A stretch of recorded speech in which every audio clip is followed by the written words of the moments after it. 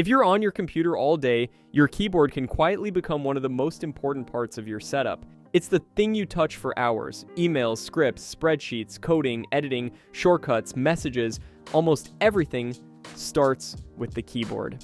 I'm Ethan from The Honest Gadget, and after going through over 44 productivity keyboards, comparing specs, expert reviews, user feedback, and real-world performance, I found the 9 best you can get right now, plus a few strong alternatives. For this list, I focused on what actually matters for productivity: typing quality, ergonomics, noise, connection versatility, build quality, and software customization. That means I looked for keyboards that feel good to type on over long sessions, don't create unnecessary wrist strain, stay quiet enough for real work environments, switch easily between devices, feel durable, and offer useful customization, like remaps, macros, shortcuts, or smart actions. I've split this list into a few sections to make it easier to find the right keyboard for your setup, so you can skip straight to the category that fits you best. First, we'll look at the best all-round productivity keyboards, the safe picks that make sense for almost anyone. Then, we'll move into mechanical productivity keyboards, which give you a more satisfying typing feel, deeper customization, and enough performance to work well for both productivity and gaming. After that, we'll get into ergonomic keyboards, the options designed to improve comfort, reduce awkward wrist positions, and help with long typing sessions. I've linked all products in the description below. Let's get started. Before we get into the more specific picks, let's start with the keyboards I think make sense for the widest range of people. These are the safe all-rounders, the boards that focus on quiet typing, easy setup, strong wireless support, good software, and layouts that don't require a big learning curve. They might not be the most exciting keyboards on the list, but if you just want something reliable for everyday work, this is where I'd start. For most people, I still think the safest and easiest productivity keyboard to recommend is the Logitech MX Keys S. It's not the most exciting keyboard on this list, but that's kind of the point. The MX Keys S is built around doing normal work really well.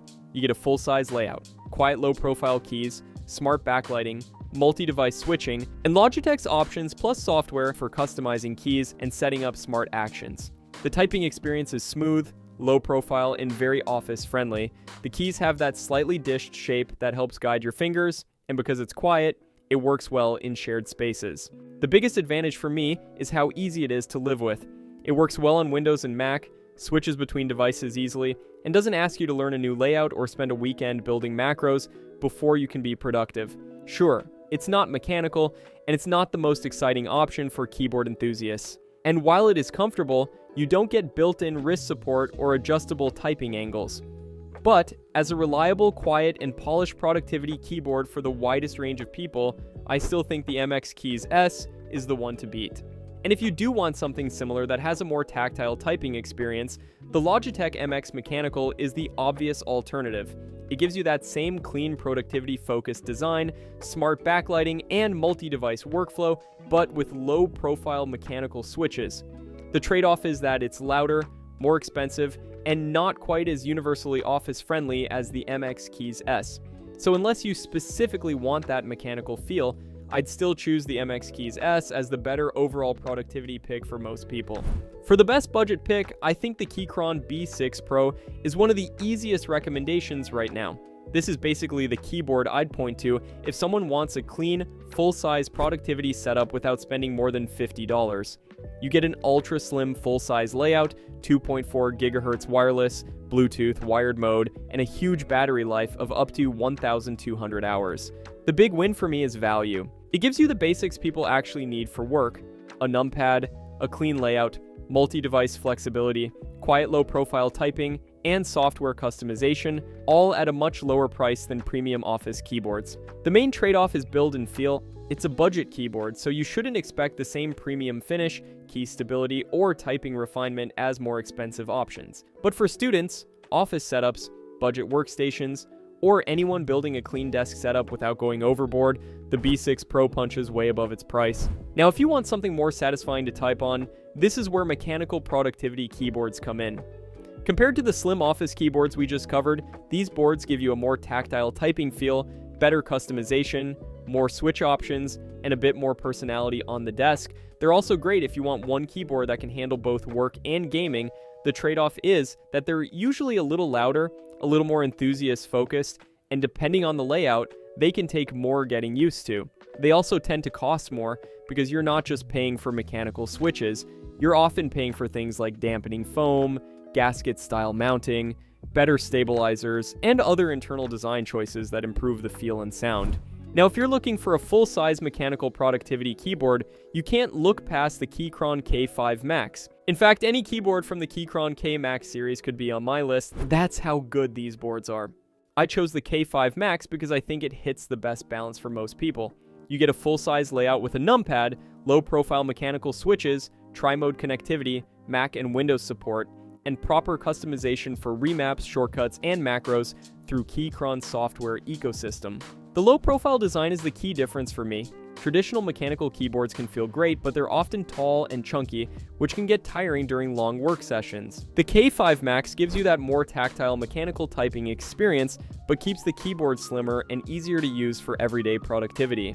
That lower height can feel more comfortable than a standard full-height mechanical board because your wrists and hands can stay in a more neutral position instead of bending upward as much while you type.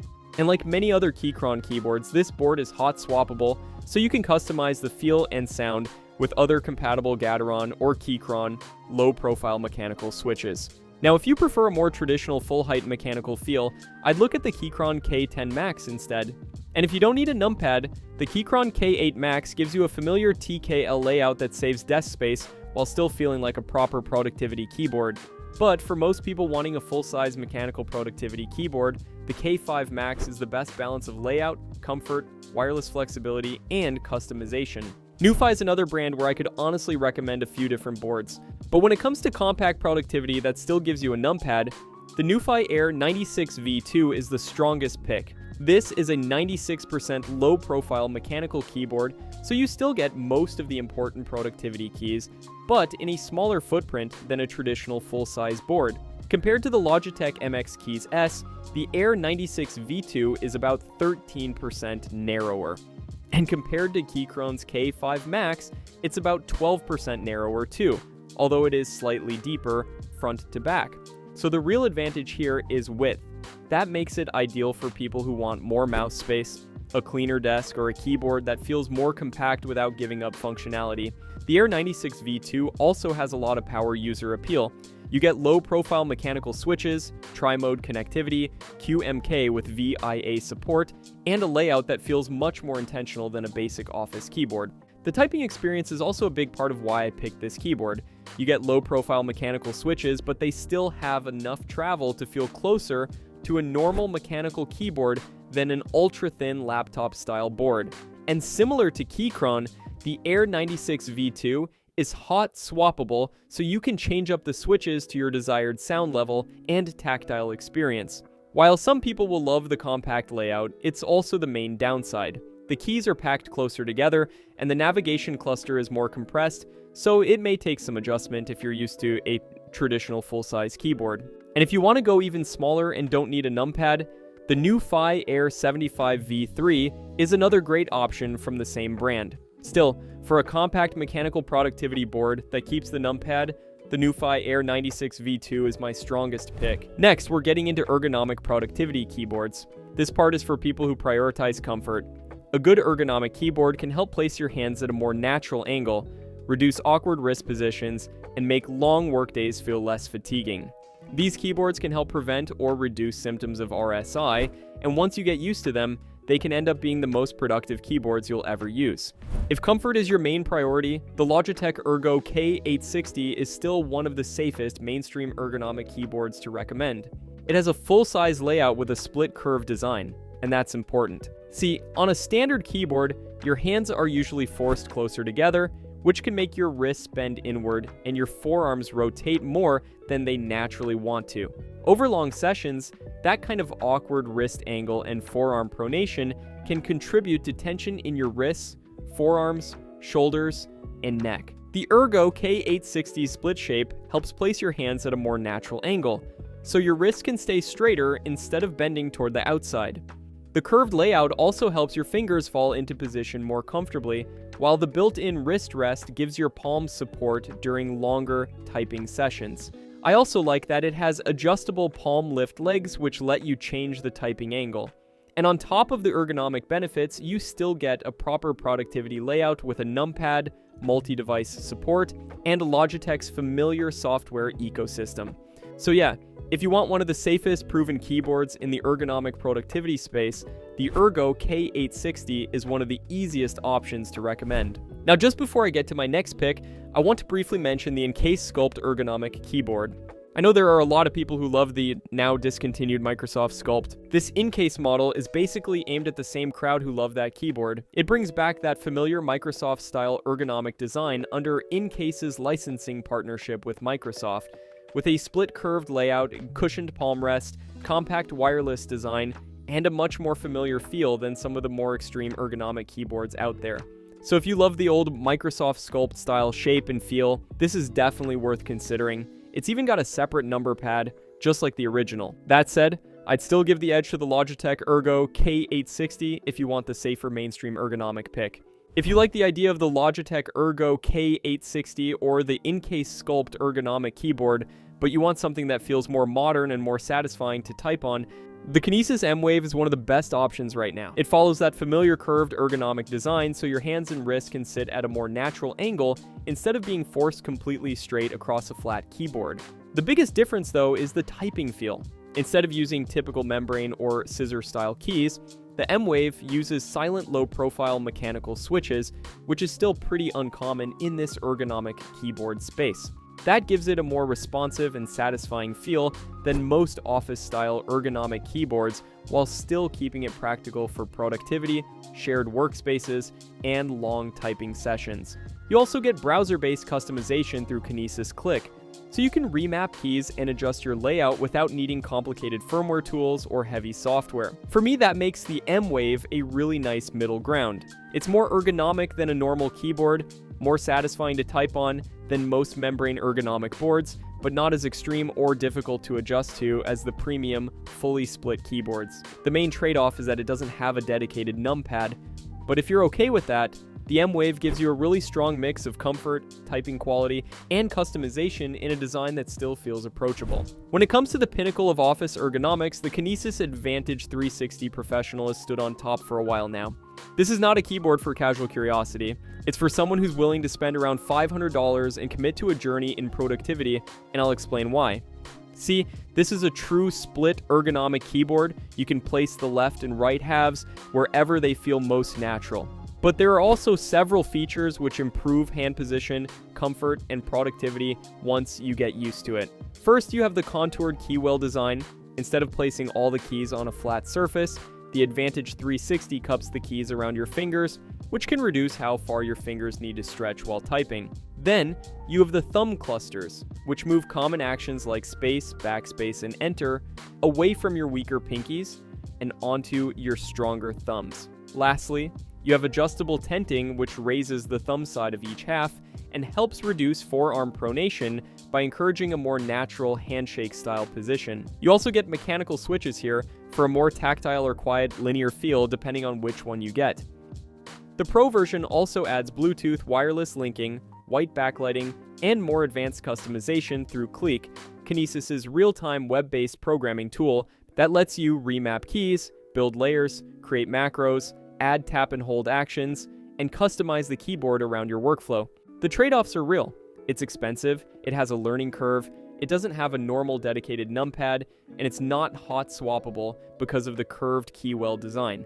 But for someone dealing with discomfort, strain, or long-term typing fatigue, I think this is the most important keyboard on the list. And once you set it up correctly and get used to it, it might be the best ergonomic productivity keyboard you'll ever use. To finish up my picks, we have another true split keyboard in the form of the ZSA Voyager. Where the Kinesis Advantage 360 feels more like a permanent ergonomic workstation, the Voyager is compact, low profile, and built for people who want a serious split keyboard they can actually move between setups. It uses a compact 52-key layout, so it relies heavily on layers, custom key maps, and smart key placement. That sounds limiting at first, but for power users, it can be a huge advantage. Instead of reaching across a full-size keyboard for shortcuts, symbols, navigation keys, and commands, you can build a layout where your most used actions sit exactly where your hands already rest. The typing experience is also very different from most ergonomic keyboards. It uses low-profile CalChalk switches, and the switches are hot swappable, so you can change the feel later if you want something lighter, heavier, clickier, or quieter. The software is one of the biggest reasons I'd recommend it. ZSA's Oryx configurator and key map make it much easier to build layers, remap keys, create shortcuts, and actually learn your layout over time. And with a 52 keyboard, good software matters because layers are basically the whole keyboard. The downside is the learning curve. You'll need to spend time building layers and getting used to the smaller key count. And because it's wired only, it's portable because it's small and easy to pack, not because it's cable free. If you like the idea but want something larger, the ZSA Moonlander is the better alternative. But if portability and compactness matter most, I'd choose the Voyager. Anyway, that's my list for the best productivity keyboards. What do you guys think? Do you agree or have other recommendations? Leave them in the comments below. Hopefully, I'll see you in the next one.